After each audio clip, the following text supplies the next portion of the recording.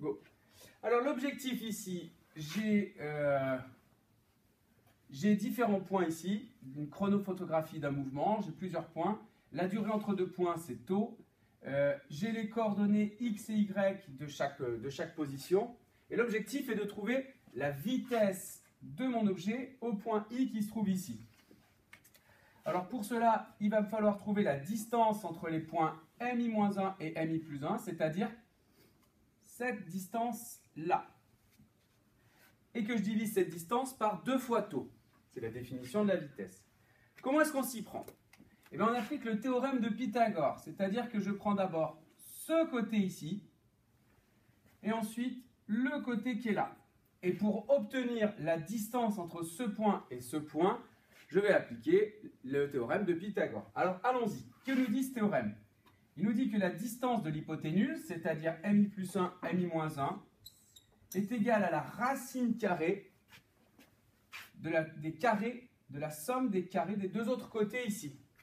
Alors, le premier côté qui se trouve là, sa longueur, c'est xi+1, xi-1. La preuve, si ici, la coordonnée était de 2 et ici de 4, j'ai bien une distance de 2 ici, c'est-à-dire la coordonnée ici 4, moins la coordonnée ici 2.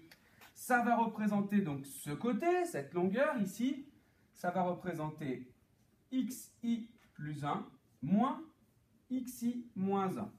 Et le tout au carré. Donc ici, j'ai ma première coordonnée là. La deuxième coordonnée, on fait la même chose. Le deuxième côté, il se trouve ici. Et ces coordonnées, ce sont yi+1 moins yi-1. Si j'avais ici 6 et 4, j'aurais bien une longueur ici de 2. Et on fait donc la même chose ici. yi+1 moins yi-1. Et ici, on a racine carrée. Et donc ici, ce côté, encore une fois, au carré.